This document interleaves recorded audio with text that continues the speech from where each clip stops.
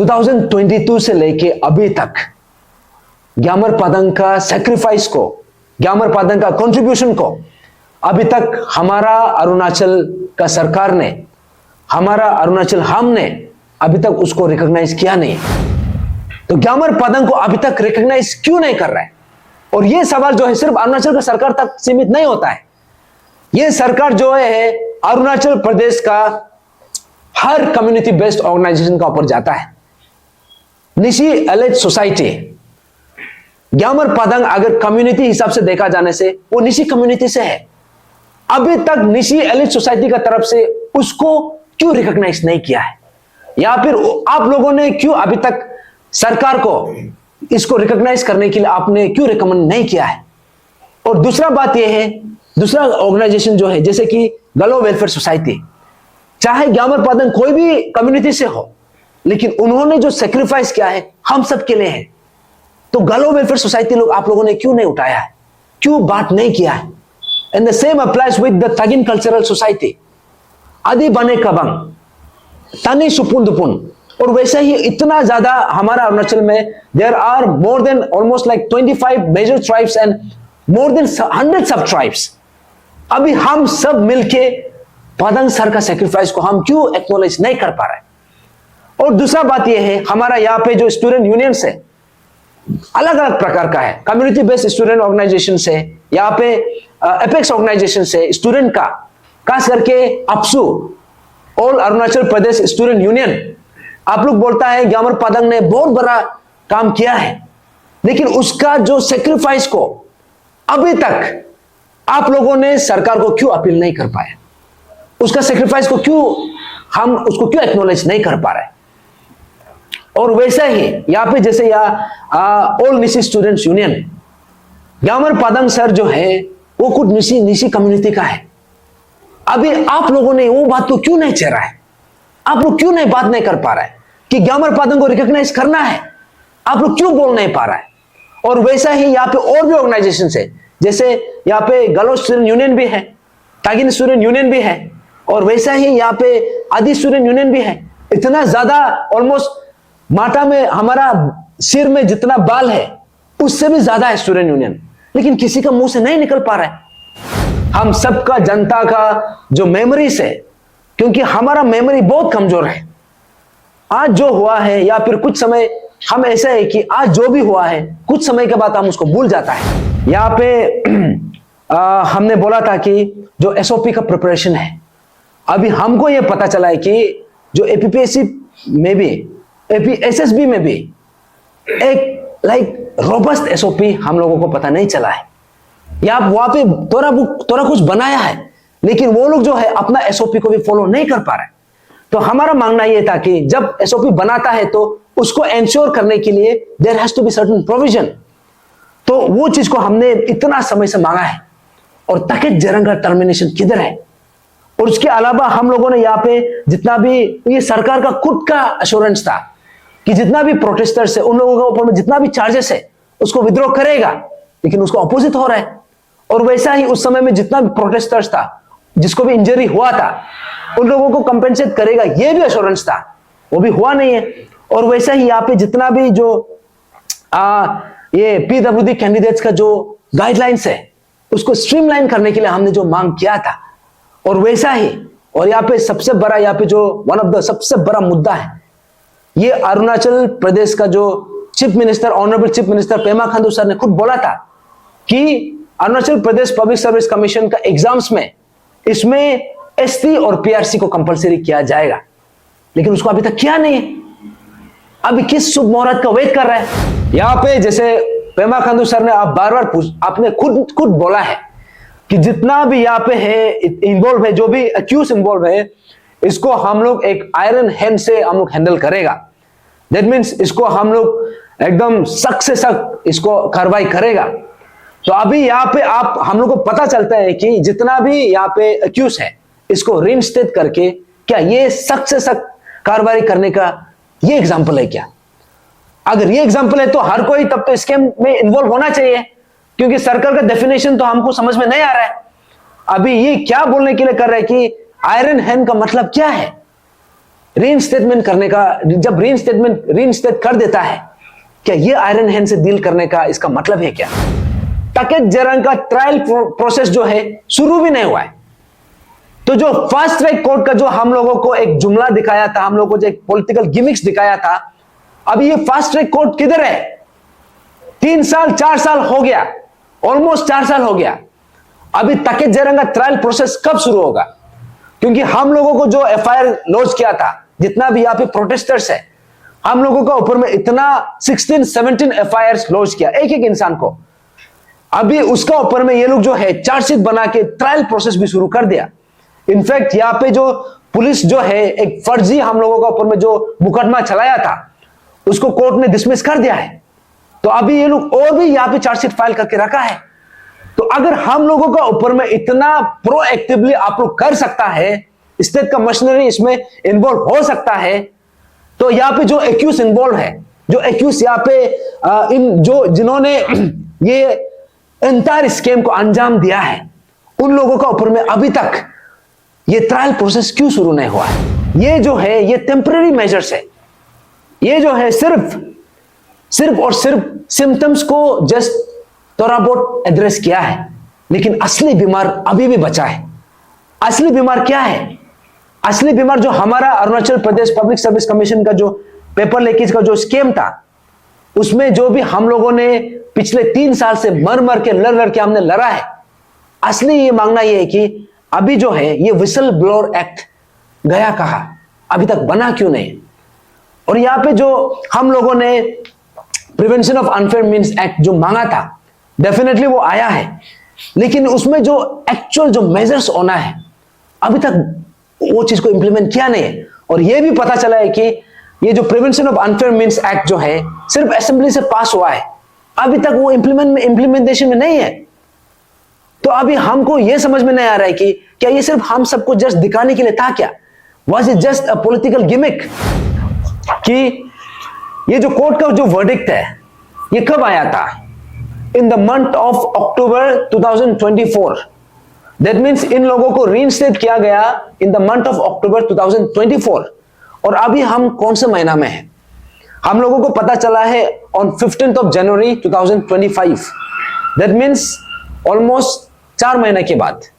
Education जो commissioner है और एजुकेशन सेक्रेटरी जो है, सबसे पहले ये जब ये इसका रीइंस्टेटमेंट का जब ऑर्डर निकला in the month of October, और ये 4 महीना में आप कर क्या रहा था? जब तक अरुणाचल टाइम्स में इसका पब्लिकेशन नहीं हुआ था, हम लोगों को भी आइडिया भी नहीं था। अगर किसी को पता था तो एजुकेशन का जो डायरेक्टर है उसको मालूम था, और किसी को पता था तो एजुकेशन का जो सेक्रेटरी है उसको पता था, और अगर किसी को पता था तो एजुकेशन जो कमिश्नर है उसको मालूम था, और एजुकेशन मिनिस्टर ऑफ अरुणाचल प्रदेश आपको पता था। लेकिन ये पर्टिकुलर चीज में आप लोगों ने कदम उठाया नहीं है। तो अभी कल परसों जो ऑर्डर निकला है इसका दोबारा सस्पेंशन का, this has come only under public pressure. ये आपने कुछ सोच के किया नहीं है। और दूसरा बात ये है कि अगर कोई यहाँ पे इतना बड़ा स्कीम किया है, उसको आप रिटायरमेंट का टैग कैसे दे सकता है? इन लोगों को इमीडिएटली डिसमिस होना चाहिए था, लेकिन डिसमिस करने के बजाय, इसको टर्मिनेट करने के बजाय इन लोगों को रिटायरमेंट दे दिया। And retirement is an honourable exit. तो ये बात जो है हमारा अरुणाचल का हर जनता, हर अरुणाचली को ये सवाल हमको पूछना चाहिए कि एजुकेशन कमिश्नर को अभी तक एक्शन लिया क्यों नहीं है? एजुकेशन सेक्रेटरी को अभी तक एक्शन लिया क्यों नहीं है? तो हमारा जो अरुणाचल टाइम्स का जो एडिटर है बेंगे आजम सर ने ये चीज को सवाल खड़ा किया, इसको पब्लिक में लेके आया, तब जाके हम लोगों को पता चला। लेकिन अभी बाकी डिपार्टमेंट का क्या है? अभी पीडब्ल्यूडी डिपार्टमेंट में जिसको भी पकड़ा गया है उन लोगों का क्या अपडेट है? आरडब्ल्यूडी में जिसको पकड़ा है उन लोगों का क्या अपडेट है? होम डिपार्टमेंट में जिसको पकड़ा है उन लोगों का क्या अपडेट है? क्या उन लोगों को भी अंदर से दोबारा रिइंस्टेट कर चुका है क्या? सिर्फ हमको पब्लिक को पता नहीं चल रहा है। Very good afternoon people of Arunachal Pradesh. आज हम आया है ये अरुणाचल डिजिटल प्रेस क्लब में, और ये हम लोग का पहला विजिट है इन दिस पर्टिकुलर यहाँ पे प्लेटफॉर्म में। और आज हम यहाँ पे अरुणाचल फ्रंटियर ट्राइबल फ्रंट ऐसे टीम आया है और आज आने का बहुत बड़ा रीज़न है। अरुणाचल में जितना भी निवासी है, जितना भी यहाँ का सिटीजन है, आप सब ने सुना होगा Arunachal Pradesh public service commission का जो पेपर लीकेज का जो इशू है। पेपर लीकेज जो इशू था, जो स्कैम था हमारा अरुणाचल का हिस्ट्री में, अगर पीडीएस स्कैम का बात, अगर कोई इतना बड़ा स्कैम था और उससे बड़ा कोई इशू था तो ये एपीपीएससी पेपर लीकेज इशू था। और इसमें हमारा जो ब्रेव हार्ट लेट ग्यामर पादंग सर ने, उसका जो कंट्रीब्यूशन है, उसका जो सेक्रीफाइस है, ये पर्टिकुलर इशू को लेके उन्होंने जो सुप्रीम सेक्रीफाइस किया, अपना जो लास्ट ब्रेथ तक, अंतिम सांस तक, तो आज ये टेस्टिमनी है कि उसका जो सेक्रीफाइस है, ये हमारा अरुणाचल का हर कॉर्नर में उसका आवाज गूंजा है। लेकिन उसका जो सेक्रीफाइस है, उसका जो उसका एक इतना बड़ा हिम्मत करके जो कंट्रीब्यूशन है, इसमें हम सबको ये पर्टिकुलर जो जितना भी उन्होंने किया है, इसको हम लोगों को ये पता चला है कि इसको लेके बहुत बड़ा इंसल्ट हुआ था। और ये सिर्फ ग्यामर पादंग सर का कंट्रीब्यूशन को सिर्फ बोल के नहीं है, पूरा एंटायर अरुणाचल ने, हम लोगों ने विटनेस किया है कि ये स्कीम को कैसे अंजाम दिया गया था। लेकिन इतना कुछ होने के बावजूद हम लोगों को पता चलता है ये 15th of January 2025, that means कुछ दिन पहले अरुणाचल टाइम्स में एक न्यूज़पेपर में, उस पर्टिकुलर न्यूज़पेपर में एक न्यूज़ छापा था कि वो जो एपीपीएससी पेपर लीकेज स्कीम में जितना भी इन्वॉल्व था, खास करके एजुकेशन डिपार्टमेंट से, उसमें 6 ऑफिशियल्स रीइंस्टेट हो जाता है। तो ये था हम लोगों का जो एंटायर अरुणाचल के लिए एक ये सांस रोकने वाला जो एक खबर था, एक सनसनी खबर था। क्योंकि हमने कभी ये उम्मीद किया नहीं था कि आज इतना समय के बाद हम लोगों को ऐसा कुछ खबर सुनने को मिलेगा। तो 15 जनवरी 2025 में हम लोगों को जब पता चला, तो उसके कुछ दिन बाद, आई थिंक हम लोगों ने कुछ दिन के बाद अराउंड 17 ये को जनवरी को हम वो जो कंसर्न डिपार्टमेंट है वहां पे जाके हम लोगों ने पूछताछ किया। तो वहां में जाके हम लोगों को जो खबर मिला, वो चीज को आज मैं अरुणाचल का जितना भी जनता है, आप सबका सामने में वो उस चीज को उसको डिस्क्लोज करने के लिए आया हूं।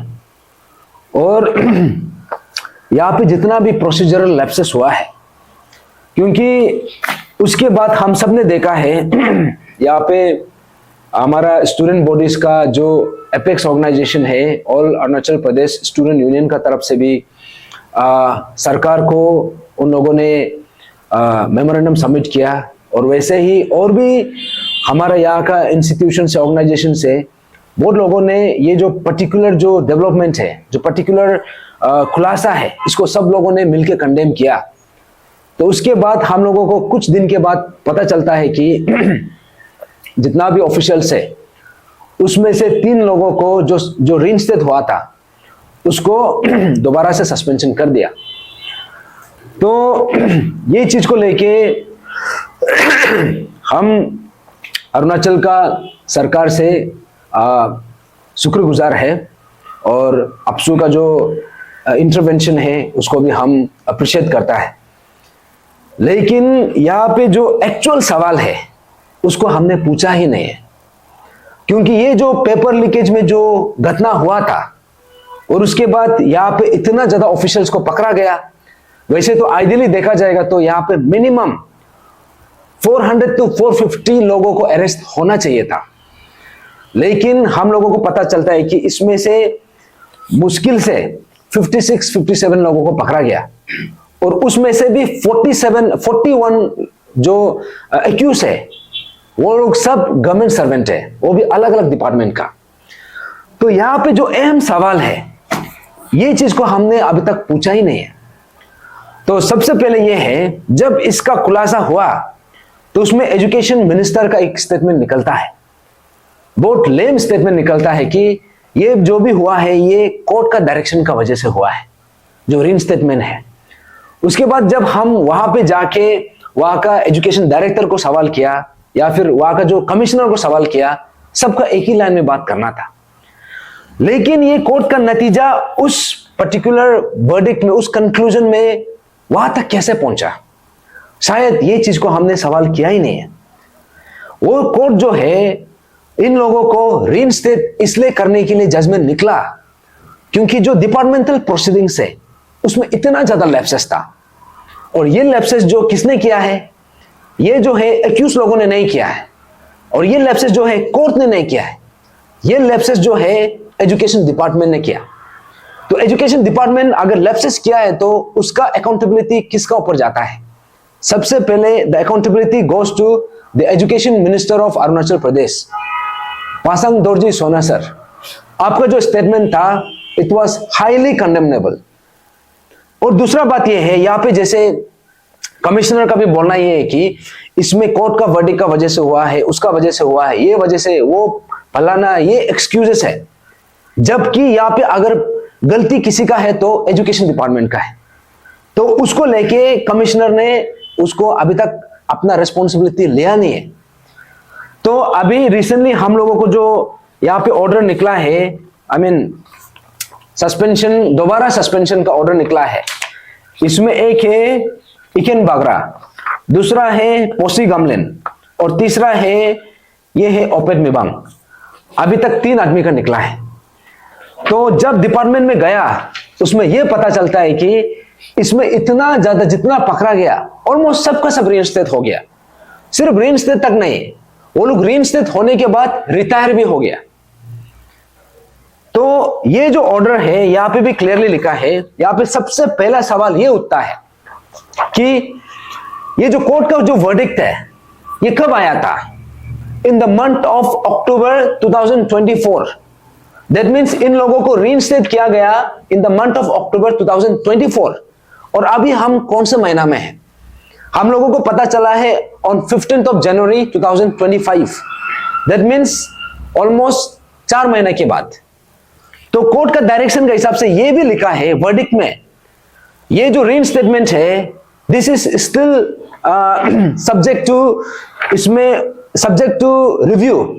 दैट मीन्स इसमें कंसर्न डिपार्टमेंट जो है ये जो रीइंस्टेटमेंट को दोबारा से रिव्यू कर सकता है, और जो पहले जो सस्पेंशन को रिवोक किया वो सस्पेंशन को फ्रेश सस्पेंशन ऑर्डर निकल सकता है। ये कोर्ट वर्डिक्ट में क्लियरली लिखा है।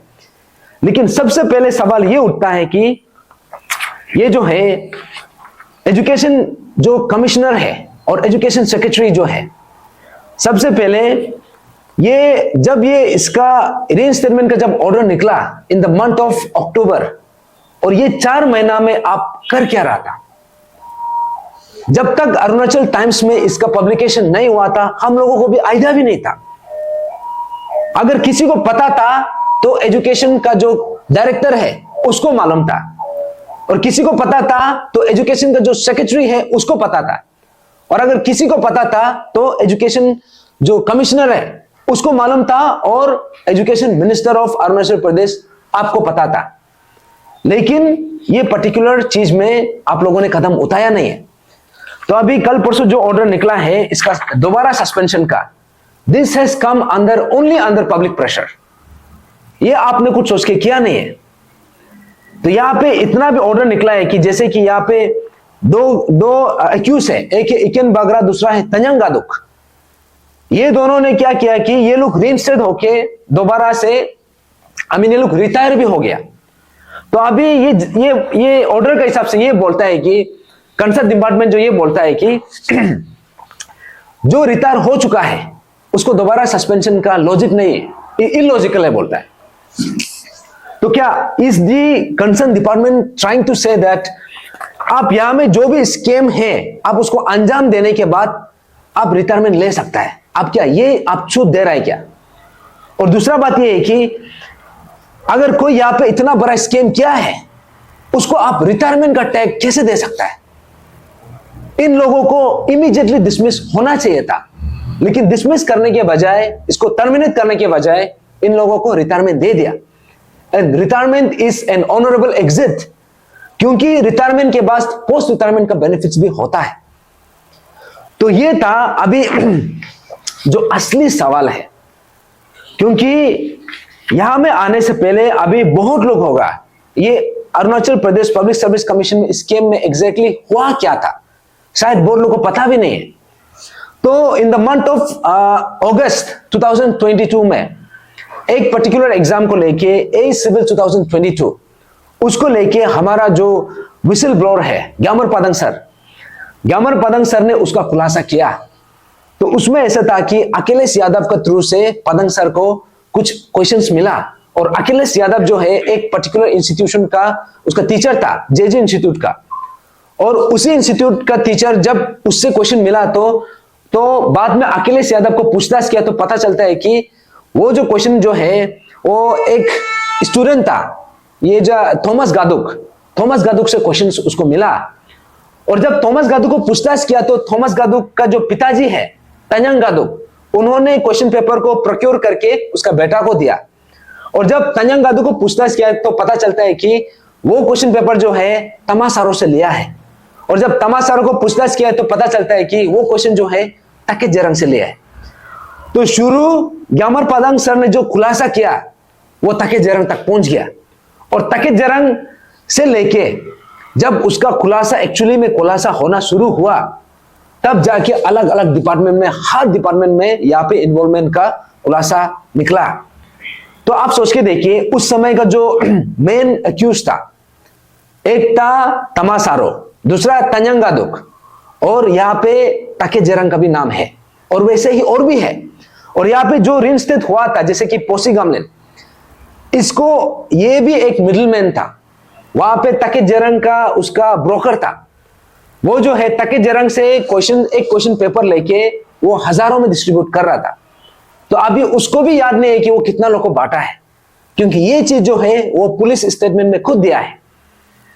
तो ये चीज को लेके जब हमको पता चलता है कि यहाँ पे तंजंग गादुक, पोसी गामलिन, ऐसे वाला लोग जो है दोबारा रिइंस्टेट हो रहा है, ये रिइंस्टेटमेंट जो है ना, ये जस्ट नॉर्मल एक प्रोसीजरल लैप्सेस नहीं है, ये जो है डेलिबरेट सब मिलके इसका एक कोलैबोरेटिवली मिलके इन लोगों को दोबारा से वापस सिस्टम में घुसाने का इन लोगों का एक षड्यंत्र है। तो ये चीज को किया किसने? क्योंकि आप ऐसे नहीं बोल सकते कि तंजंग गादुक खुद से रिइंस्टेट हो गया या फिर पोसी गामलिन खुद से रिइंस्टेट हो गया। रिइंस्टेट अब ये भी नहीं बोल सकते कि कोर्ट का बोलने का वजह से हुआ है। अगर यहां पे ये लोग का जो रिइंस्टेटमेंट का कारण ये है कि इसमें ये जो है डिपार्टमेंट, जो कंसर्न डिपार्टमेंट है, उन्होंने काम किया नहीं। और जो हम बात कर रहे हैं ये सिर्फ एक डिपार्टमेंट का बात कर रहा है। अभी उसके बाद जब हम लोगों ने एजुकेशन डिपार्टमेंट के बाद, क्योंकि यहां पे और भी एक्यूज से अलग अलग डिपार्टमेंट है, कोई आरडब्ल्यूडी से है, कोई पीडब्ल्यूडी से है, कोई होम डिपार्टमेंट से है, कोई एग्रीकल्चर से है, देयर वेरियस डिपार्टमेंट्स। जब हम लोगों ने इन लोगों को पूछताछ करना शुरू किया, उनके पास कुछ भी आंसर नहीं है। तब हमने, हमारा टीम का तरफ से भी हमने आरटीआई फाइल किया है। हम लोगों को पता करना है कि एग्जैक्टली अपडेट क्या है। तो अभी जो अहम सवाल है मैं इसमें आ रहा हूं। सबसे पहले अभी यह है कि ये जो कंसर्न डिपार्टमेंट जो है education department, almost more than 3 month से आप लोगों ने एक्शन लिया क्यों नहीं? सबसे पहले दूसरा सवाल यह है कि यहां पे जो एक क्लियरली जजमेंट में भी यह लिखा है कि यहां पे स्टिपुलेटेड 90 डेज का टाइम पीरियड होता है। जैसे कि जब किसी कोई गवर्नमेंट सर्वेंट का सस्पेंशन होता है तो उसका 90 डेज का एक टाइम पीरियड दिया जाता है जहां पे डिपार्टमेंटल इंक्वायरी होता है, और उसी टाइम पीरियड में, उसी का with in the time period जो इसका सस्पेंशन ऑर्डर है उसको रिव्यू करना होता है। लेकिन यहां पे एजुकेशन कमिश्नर और एजुकेशन सेक्रेटरी ने, आपने ये पर्टिकुलर जो सस्पेंशन ऑर्डर को रिव्यू किया नहीं है। अभी बताना पड़ेगा इसका रीजन क्या था, किस बेसिस में आपने। आप अभी नहीं बोल सकते कि, ये नहीं बोल सकते कि यहां पे हम लोगों से गलती हो गया। गलती एक बार हो सकता है, and you were given enough time क्योंकि जजमेंट में भी क्लियरली लिखा है कि आप दोबारा सस्पेंशन कर सकता है, फ्रेश सस्पेंशन ऑर्डर निकल सकता है, लेकिन उसका बावजूद भी आप लोगों ने किया नहीं है। This is second question. और तीसरा सवाल यह है कि यहां पे जितना भी जो ऑफिसर जिसको भी पकड़ा गया, इन लोगों को जो रीइंस्टेट हो चुका था उसका रिटायरमेंट भी हो गया। अभी कंसर्न डिपार्टमेंट, थोड़ा पहले मैंने जैसे बोला है, कंसर्न डिपार्टमेंट ये बोलता है कि जो रिटायरमेंट हो गया उसका ऊपर में हम उसको दोबारा सस्पेंशन नहीं कर सकता है। तो are you trying to say that या में कोई भी डिपार्टमेंट में हो, आप इतना बड़ा स्कैम करके आप उसमें वॉलंटरी रिटायरमेंट लेने का आप एनकरेजमेंट दे रहे हैं क्या? या तो आप ये बोल रहे हैं कि जो क्राइम जो कंसर्न ऑफिसर ने किया है वो क्राइम जो है रिटायरमेंट के बाद उसका खत्म हो जाता है क्या? उसका कोई पनिशमेंट नहीं है क्या? Are you trying to say that? उसके बाद जो फोर्थ क्वेश्चन है अभी ये है कि ये जो रीसस्पेंशन, दोबारा से सस्पेंशन, ये जो है 3-4 आदमी लोगों को आप लोगों ने सस्पेंशन, दोबारा से सस्पेंशन करके जो पब्लिक का सेंटिमेंट है उसको कूल डाउन करने का आप लोगों ने ट्राई किया है। लेकिन ये दोबारा सस्पेंशन, ये लोग तो पहले से सस्पेंशन में था फॉर द लास्ट 3.5 years, लेकिन आप इसको दोबारा से सस्पेंशन करके इसमें क्या डिफरेंस हुआ है? हमारा सवाल यह है कि जब ये 3 साल से भी ज्यादा ऑलरेडी सस्पेंशन में था तो अभी तक इन लोगों का टर्मिनेशन क्यों नहीं हुआ है? तो ये बहुत अहम सवाल है। और सिर्फ यहां तक सीमित नहीं होते, अभी जितना भी जिसको भी अरेस्ट किया है उन लोगों का टर्मिनेशन किधर है, उन लोगों का डिसमिसल किधर है?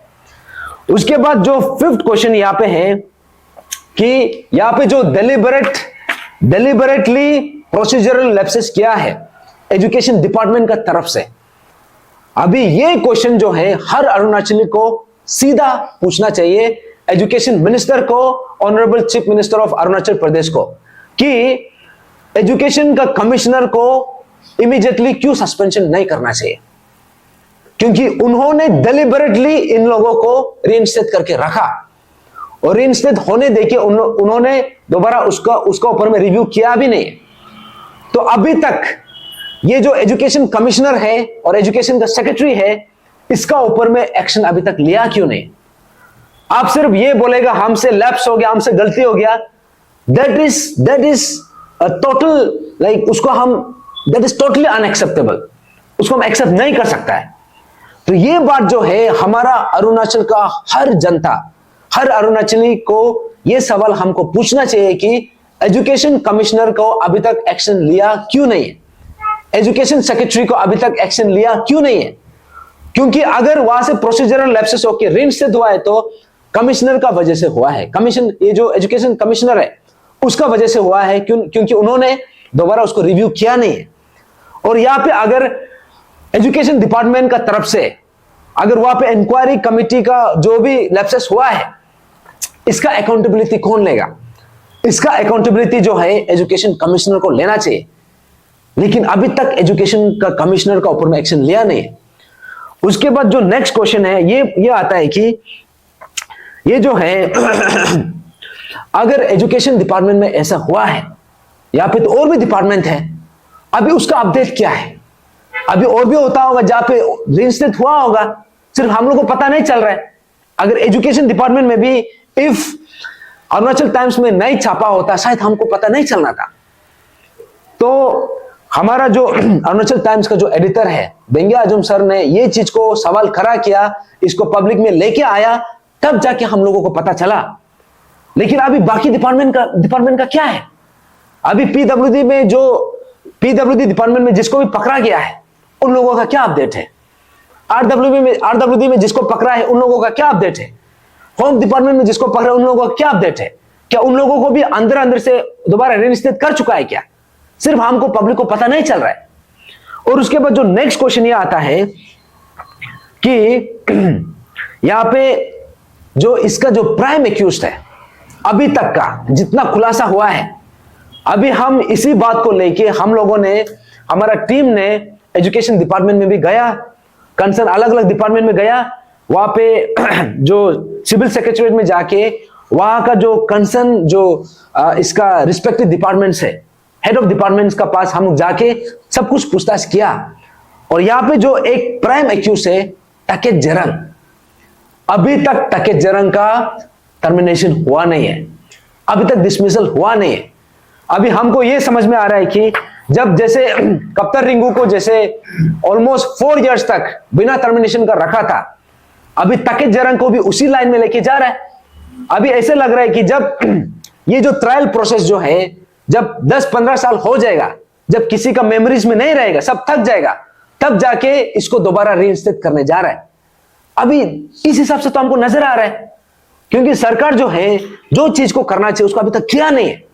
और ये जो सबसे बड़ा सवाल जो उठता है, हमारा honourable chief minister of Arunachal Pradesh, ये बात सीधा सीधा पेमा खांडू सर आपके लिए है, क्योंकि आपने बोला था कि उसका जो पार्टी है, आपका जो पार्टी है, आपका जो गवर्नमेंट है, आपका जो सरकार है, आपका सरकार जो एक पॉलिसी है, आपका सरकार का एक पॉलिसी है कि जीरो टॉलरेंस अगेंस्ट करप्शन।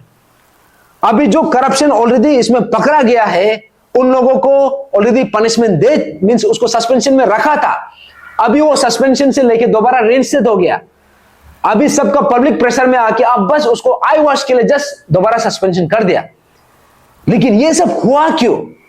क्या जीरो टॉलरेंस अगेंस्ट करप्शन का मतलब ये है क्या, जहां पे आप किसी एक्यूज को आप पकड़ेगा और उसको दोबारा रेइंस्टेट कर देता है? Is this the definition of zero tolerance against corruption?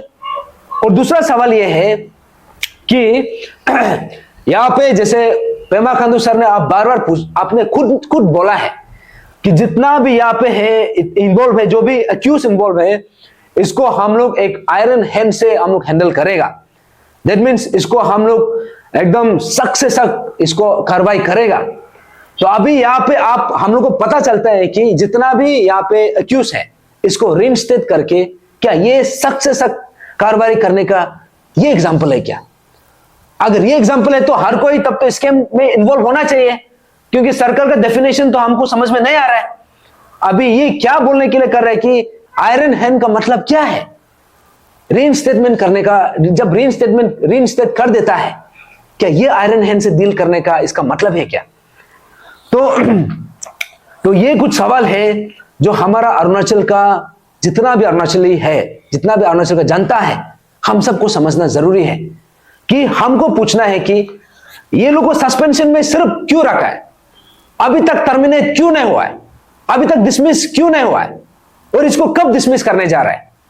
अभी हमको यह भी पता चला है कि टकेत जरंग का ट्रायल प्रोसेस जो है शुरू भी नहीं हुआ है।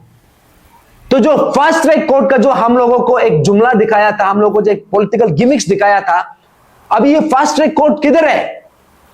3 साल 4 साल हो गया, ऑलमोस्ट 4 साल हो गया। अभी टकेत जरंग का ट्रायल प्रोसेस कब शुरू होगा?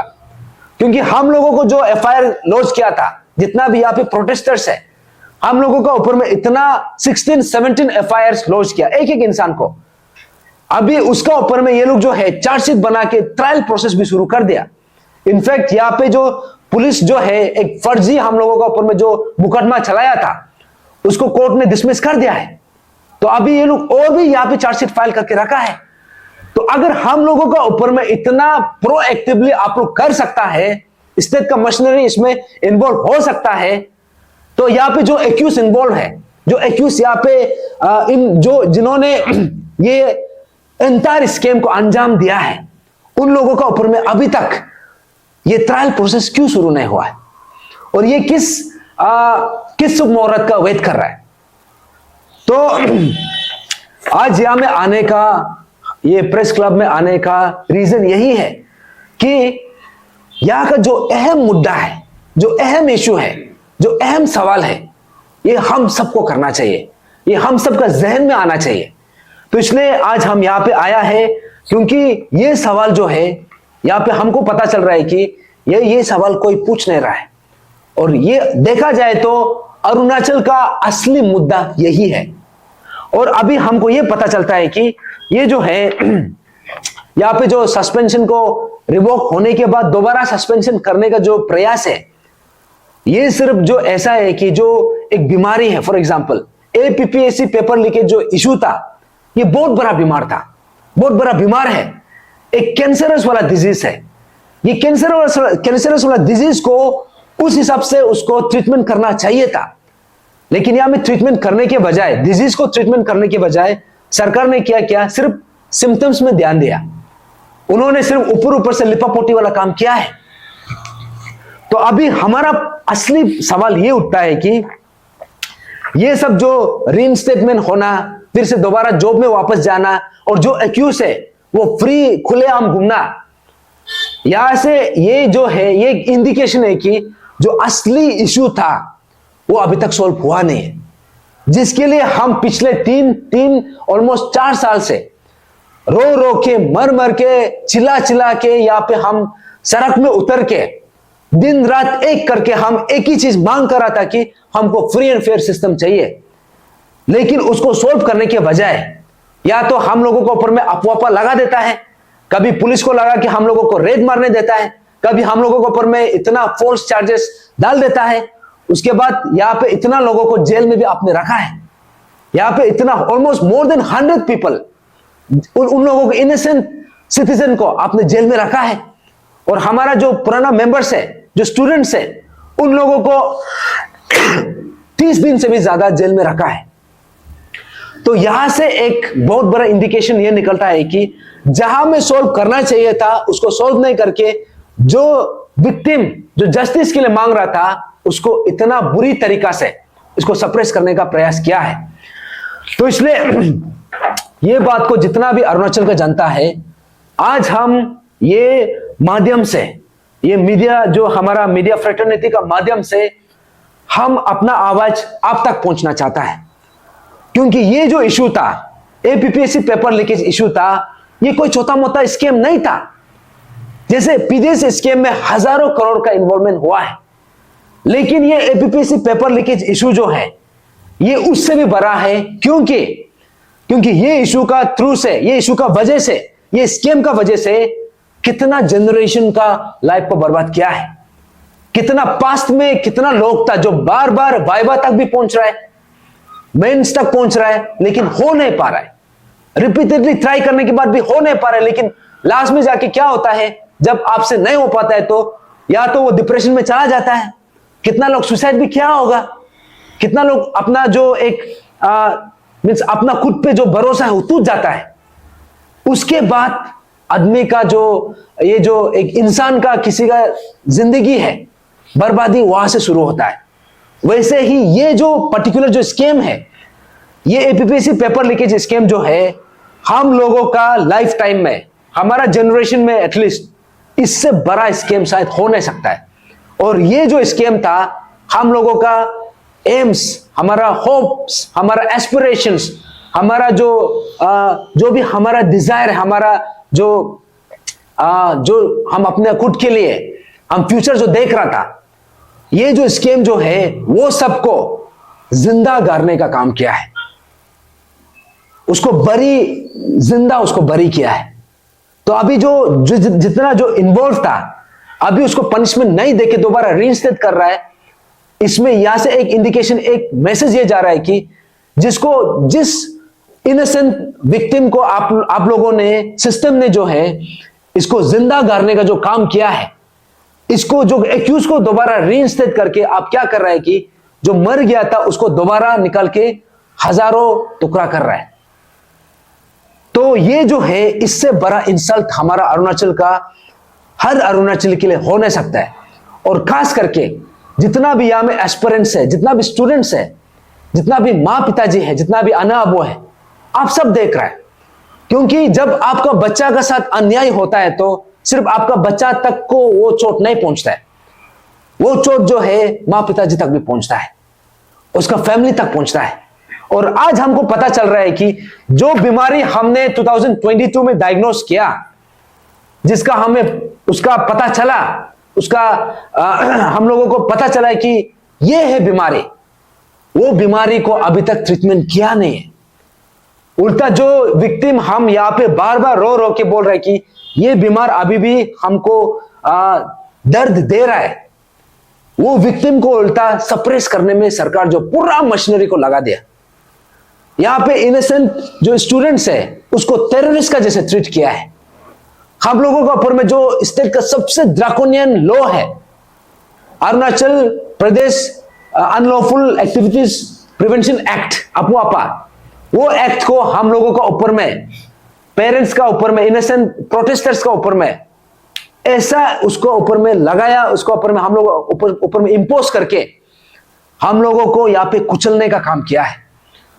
तो आज हम यहाँ पे जो आया है, ये हम अरुणाचल का जनता को दोबारा रिमाइंड करने के लिए आया है, आप सबको याद दिलाने के लिए आया है कि जो मुद्दा हम 2022 में उठाया था, वो मुद्दा जो है आज हम 2025 में है, 2025, ये 3 साल हो गया है, लेकिन इसका अभी तक सही कंक्लूजन आया नहीं है।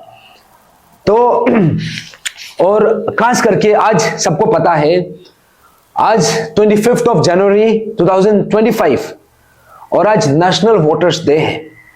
और कल आप सबको पता है, कल हमारा इंडिया का, हमारा एंटायर कंट्री का रिपब्लिक डे है, 26 जनवरी। तो ये रिपब्लिक का मतलब क्या है? What is the definition of Republic? इसका मतलब ये है, जो रिपब्लिक जो है उसमें द सुप्रीम अथॉरिटी जो है वो जनता का है, सुप्रीम पावर जो है वो आप आम जनता का हाथ में है। और आज का दिन जो है 25 जनवरी 2025, आज जो है, आज नेशनल वोटर्स डे है। तो आपको समझ में आना है कि यहां पे जनता को सुप्रीम क्यों मानता है और हम रिपब्लिक डे सेलिब्रेट कर क्यों रहा है। क्योंकि रिपब्लिक डे जो है, रिपब्लिक का जो सिग्निफिकेंस है, ये यहां से एक मैसेज क्लियरली जाता है कि जनता जनार्दन, जनता का आवाज जो है वो सुप्रीम है। जनता का जो दुख दर्द जो है, जनता का जो पुकार है, उसका आगे में कोई यहां पे कोई राजा टिक नहीं सकता है, कोई यहां पे सत्ता टिक नहीं सकता है। जितना भी जो हमारा डेमोक्रेटिक सेटअप है, यहां पे जो सत्ता में है, चाहे वो ऑनरेबल चीफ मिनिस्टर क्यों ना हो, एजुकेशन मिनिस्टर क्यों ना हो, डिप्टी सीएम क्यों ना हो, आप अगर उस कुर्सी में हैं तो आप जनता का आवाज का, जनता जनार्दन का, उसका इंटरेस्ट के लिए है, उसके लिए है और उसका इंटरेस्ट में काम करना है। तो इसलिए आज हमने जो हम यहाँ पे जो आया है कि आज नेशनल वोटर्स डे है। नेशनल वोटर्स डे से हमको क्या पता चलता है? सिर्फ वोट मारना नहीं है, यहां से यह पता चलता है कि हमारा पास ताकत है, हम आम जनता का पास, हमारा पास वो ये जो पावर है जो हमको हमारा कॉन्स्टिट्यूशन ने हमको दिया, हमारा एक रिपब्लिक ने हमको दिया, जो हमारा कंट्री है। तो कल जो रिपब्लिक डे जो हम सेलिब्रेट करने जा रहे हैं, मैं अरुणाचल प्रदेश का सरकार को, अरुणाचल प्रदेश का हर एक नागरिक को यह रिमाइंड करने के लिए आया हूं कि हमने देखा है 2022 से पहले भी देखा है, 2022 का बाद भी देखा है कि हर साल, चाहे वो रिपब्लिक डे हो, चाहे वो स्टेटहुड डे हो, चाहे वो इंडिपेंडेंस डे हो, कोई भी इंपॉर्टेंट ओकेजन में यहां पे जो सोशली या फिर जिन्होंने यहां पे बहुत सेल्फलेस कंट्रीब्यूशन किया है सोसाइटी में, उन लोगों को रिकॉग्नाइज किया है। या तो गोल्ड मेडल दिया जाता है या फिर उसको अवार्ड दिया जाता है। लेकिन 2022 से जब से ये पेपर लीकेज का खुलासा हुआ, आज वो जो पर्टिकुलर जो स्कीम है उसको जो खुलासा किया था, हमारा ब्रदर, अरुणाचल का बेटा, अरुणाचल का भाई, अरुणाचल का ब्रेव हार्ट ग्यामर पादंग, 2022 से लेके अभी तक ग्यामर पादंग का सैक्रिफाइस को, ग्यामर पादंग का कंट्रीब्यूशन को अभी तक हमारा अरुणाचल का सरकार ने, हमारा अरुणाचल हमने अभी तक उसको रिकॉग्नाइज किया नहीं है। यहां में हर साल आप यहां पे जितना भी सोशली या फिर कोई भी फील्ड में जो कंट्रीब्यूट करता है, जो सेक्रीफाइस करता है, उन लोगों को रिकॉग्नाइज किया जाता है। हम बोल रहे हैं कि that is a very good thing, करना है। लेकिन ग्यामर पादंग से क्या दुश्मनी है? क्या ग्यामर पादंग ने खुलासा करके हमारा जो अरुणाचल का फ्यूचर को जो बचाने का जो कोशिश किया है, जो प्रयास किया है, क्या उन्होंने क्या ये कुछ गलत काम कर दिया क्या? हमारा जो लेट ग्यामर पादंग ने ये जो पेपर लीकेज को ये सबका पब्लिक डोमेन में लेके आके या फिर जो सिस्टम में जो गलत चल रहा था उसको करेक्शन करने के लिए, हमारा फ्यूचर को संवारने के लिए, हमारा यंग जनरेशन जो अनएम्प्लॉयड यूथ है, जो खास करके हमारा फ्यूचर है, उसका जो आगे का रास्ता को संभालने के लिए जो एक कोशिश किया है, क्या उन्होंने कोई गलत किया है क्या? तो ग्यामर पदंग को अभी तक रिकॉग्नाइज क्यों नहीं कर रहा है? और यह सवाल जो है सिर्फ अरुणाचल का सरकार तक सीमित नहीं होता है। यह सरकार जो है अरुणाचल प्रदेश का हर कम्युनिटी बेस्ड ऑर्गेनाइजेशन का ऊपर जाता है। निशी एलिट सोसाइटी, ग्यामर पदंग अगर कम्युनिटी हिसाब से देखा जाने से वो निशी कम्युनिटी से है।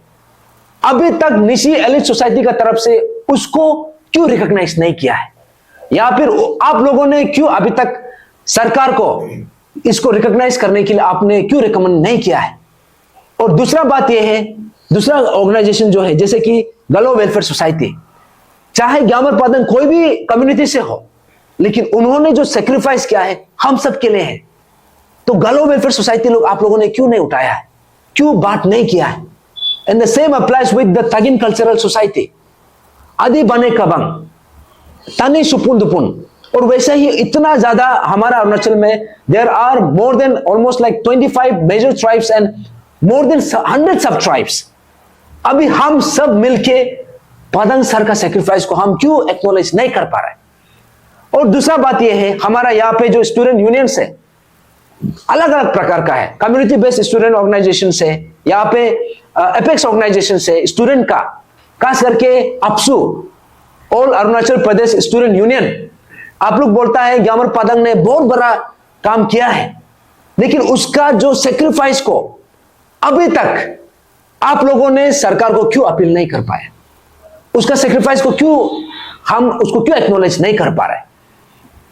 और वैसा ही यहाँ पे जैसे ऑल निशी स्टूडेंट्स यूनियन, ग्यामर पदंग सर जो है वो खुद निशी कम्युनिटी का है। अभी आप लोगों ने वो बात को क्यों नहीं छेड़ा है? आप लोग क्यों नहीं बात नहीं कर पा रहे हैं कि ग्यामर पदंग को रिकॉग्नाइज करना है? आप लोग क्यों बोल नहीं पा रहा है? और वैसा ही यहाँ पे और भी ऑर्गेनाइजेशन है, जैसे यहाँ पे गलो स्टूडेंट यूनियन भी है, तागिन स्टूडेंट यूनियन भी है, और वैसा ही यहाँ पे आदि स्टूडेंट यूनियन भी है। इतना ज्यादा ऑलमोस्ट माटा में हमारा सिर में जितना बाल है उससे भी ज्यादा है स्टूडेंट यूनियन, लेकिन किसी का मुंह से नहीं निकल पा रहा है। तो मेरा बोलना यह है कि हम यहाँ पे किसी को कंडेम करने के लिए नहीं आया है, हम यहाँ पे किसी को यहाँ पे क्रिटिसाइज करने के लिए नहीं आया है। हम यहाँ पे आया है तो आपको रिमाइंड करने के लिए कि अभी तक आपका साइलेंस जो है ये बहुत डेफिनिंग है। ये जो साइलेंस जो है ये बहुत कुछ बयां कर रहा है। तो जब हमारा बीच में ऐसा एक शख्स आया जो हम सबको एक रास्ता दिखा के अंतिम सांस तक उसी स्टैंड में निर्भर होके, उसमें निडर होके उस पर खड़ा रहा, तो इसको रिकॉग्नाइज करने में हम सबका इक्वल योगदान होना चाहिए। तो इसलिए हमारा जितना भी आम जनता है, आप सबको ये एक रिमाइंडर था। तो कल का जो रिपब्लिक डे का जो सेलिब्रेशन है, हम सबसे ये अपील करता है कि हमारा जो विसल ब्लोअर ग्यामर पदंग सर को हम ये उम्मीद करता है कि सरकार इसका कंट्रीब्यूशन को रिकॉग्नाइज करेगा। और उसका जो अंतिम इच्छा था, और चाहे उसका इच्छा नहीं होने से भी अभी हम सबका, हमारा एक दिल का, हर अरुणाचली का दिल से ये निकलता है कि उसका ऑनर में, उसका मेमोरी में जो स्टैच्यू ऑफ ऑनेस्टी है इतना समय से पेंडिंग बैठा हुआ है, अभी स्टैच्यू ऑफ ऑनेस्टी को इमीडिएटली इसको कंस्ट्रक्ट करने का, इसको बनाने का हमारा सरकार से ये निवेदन है, ये अपील है। और कल का दिन में पोस्टुमसली ही सही यहाँ पे पदंग सर का जो कंट्रीब्यूशन है उसको रिकॉग्नाइज करना चाहिए। और उसके साथ साथ हमने जैसे बोला है, अभी तक जो खुलासा हुआ है या फिर अभी तक जो लास्ट 2-3 दिन में हम लोगों को देखने को मिला, यहाँ पे सस्पेंशन को रिइंस्टेट किया जाता है, फिर दोबारा सस्पेंशन किया है। ये जो है ये टेम्पररी मेजर्स है। ये जो है सिर्फ और सिर्फ सिम्टम्स को जस्ट थोड़ा बहुत एड्रेस किया है, लेकिन असली बीमार अभी भी बचा है। असली बीमार क्या है? असली बीमार जो हमारा Arunachal Pradesh public service commission का जो पेपर लीकेज का जो स्कीम था, उसमें जो भी हम लोगों ने पिछले 3 साल से मर के लड़ के हमने लड़ा है, असली ये मांगना ये है कि अभी जो है ये विसल ब्लोअर एक्ट गया कहाँ, अभी तक बना क्यों नहीं? और यहाँ पे जो हम लोगों ने prevention of unfair means act जो मांगा था, डेफिनेटली वो आया है, लेकिन उसमें जो एक्चुअल जो मेजर्स होना है अभी तक वो चीज को इंप्लीमेंट किया नहीं है। और ये भी पता चला है कि ये जो prevention of unfair means act जो है सिर्फ असेंबली से पास हुआ है, अभी तक वो इंप्लीमेंटेशन में नहीं है। तो अभी हमको ये समझ में नहीं आ रहा है कि क्या ये सिर्फ हम सबको जस्ट दिखाने के लिए था क्या? Was it just a political gimmick? तो वैसा ही यहाँ पे और भी जो डिमांड है, जैसे हमने जो चीज को इतना समय से हम लोगों ने मांगा है, हम लोगों ने यहाँ पे सरकार से अपील किया है कि ये चीज को हम कॉम्प्रोमाइज नहीं कर सकता है, खास करके जो हमारे स्टेट को लेके सबसे सिग्निफिकेंट है, सबसे इंपॉर्टेंट है। तो उसमें से हमने जैसे कि बोला है कि यहाँ पे हमने बोला था कि जो एसओपी का प्रिपरेशन है, अभी हमको ये पता चला है कि जो एपीपीएससी में भी, एसएसबी में भी एक रोबस्ट एसओपी हम लोगों को पता नहीं चला है। या वहां पे थोड़ा कुछ बनाया है, लेकिन वो लोग जो है अपना एसओपी को भी फॉलो नहीं कर पा रहे। तो हमारा मांगना ये था कि जब एसओपी बनाता है तो उसको एंश्योर करने के लिए there has to be certain provision. तो वो चीज को हमने इतना समय से मांगा है। और तकेत जरंग का टर्मिनेशन किधर है? और उसके अलावा हम लोगों ने यहाँ पे जितना भी, ये सरकार का खुद का अश्योरेंस था कि जितना भी प्रोटेस्टर्स है उन लोगों के ऊपर में जितना भी चार्जेस है उसको विद्रॉ करेगा, लेकिन उसको अपोजिट हो रहा है। और वैसा ही उस समय में जितना भी प्रोटेस्टर्स था, जिसको भी इंजरी हुआ था, उन लोगों को कंपेंसेट करेगा, ये भी अश्योरेंस था, वो भी हुआ नहीं है। और वैसा ही यहाँ पे जितना भी जो ये पीडब्ल्यूडी कैंडिडेट्स का जो गाइडलाइंस है उसको स्ट्रीमलाइन करने के लिए हमने जो मांग किया था, और वैसा ही। और यहाँ पे सबसे बड़ा, यहाँ पे जो वन ऑफ द सबसे बड़ा मुद्दा है, ये अरुणाचल प्रदेश का जो chief minister, honourable chief minister Pema Khandu sir ने खुद बोला था कि Arunachal Pradesh public service commission का एग्जाम्स में इसमें एसटी और पीआरसी को कंपलसरी किया जाएगा, लेकिन उसको अभी तक किया नहीं है। अभी किस शुभ मुहूर्त का वेट कर रहा है? अभी आप देखेगा तो अभी आप सोच के देखिए, जितना भी यहाँ पे जनता है, आप खुद भी देख लीजिए।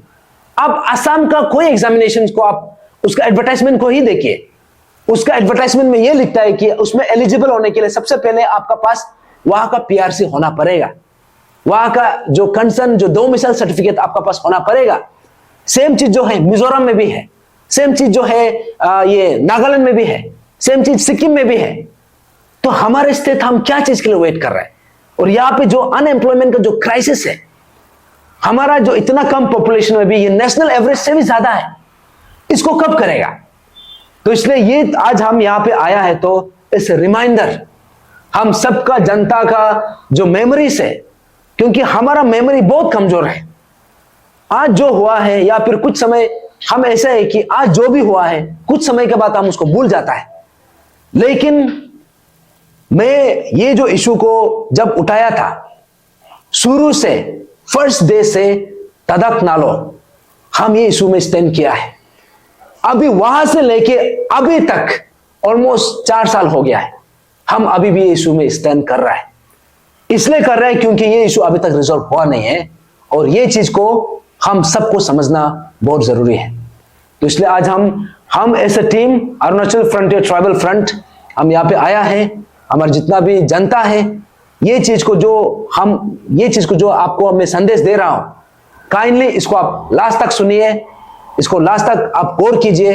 और हमारा जो अपील है सरकार को और जितना भी यहाँ पे कंसर्न स्टेक होल्डर्स है, सबको ये अपील है कि हमारा जो एक्चुअल इश्यूज है, अभी इसको हमको मिलके इसको सही दिशा में, सही कंक्लूजन में लेके आना है।